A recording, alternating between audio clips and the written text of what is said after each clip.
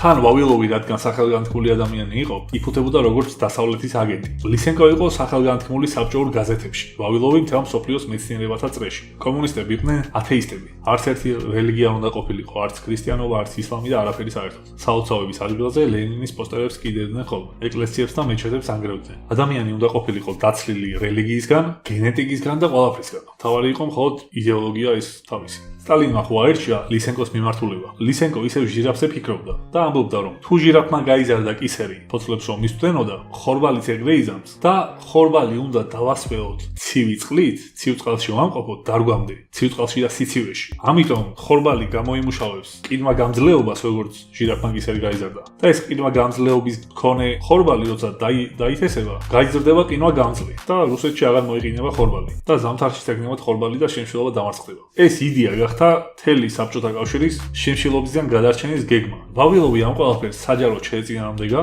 და თქვა, რომ დასრულებული ხორბალი ვერ გადაარჩენს ხალხს. წინააღმდეგობა გაუწია და ეს არამეცნიერული და საშინელი იდეა დაუწუნა საჯაროდ. ამიტომ ვავილოვი თავისი არსებობით გახდა პრობლემა. პრობლემები როგორ გვარდება საბჭოთა კავშირში კი იცით თქვენც. თუმცა რადგან მეცნიერულ საზოგადოებაში დიდი ავტორიტეტი ჰქონდა, ესე პირდაპირ თად ვერ გააქრეს. თუმცა მისი ძმები გააქრეს ეს ბჭყალებში. მისი ძმების გაქრობის შემდეგ ვავილოვი დააპატიმრეს უცხო ქვეყნის აგენტობის ბრალდებით და აწამებდნენ მანამ სანამ არ აღიარებდა. დაახლოებით 1700 საათი აწამეს. 400-ზე მეტი დაკითხვის სესია ჰქონდა. ამდენი ხნის წამების შემდეგ აღიარა. ეს აღიარაც ბჭყალებში. როცა აღიარა, უკვე დახვრეტა მიუსაჯეს. მაშინდელ დახვრეტაზეც რიგი იყო და თან მოსკოვში უნდა დაიდასტურებინა. ეს მოსკოვს დავეკითხები და რაღაც იქიდან მოდის. მარტო დახვრეტაზე არა, ყველაფერზე მოსკოვს უნდა დაიდასტურებინა. და მოსკოვი ყველაფერს ერთად ხო ვერ ადასტურებდა და ყველაფერზე რამდენიმე თვიანი ელოდინი მაგით უწევდათ. ეს ვავილოვის დახვრეტაც გაიწელა ამ პროცედურების გამო. ვეღარც დადიოდა უკვე და მომაკვდავი იყო ნახევრად საკანში. როგორც გითხარით, ვავილოვის უნივერსიტეტი იყო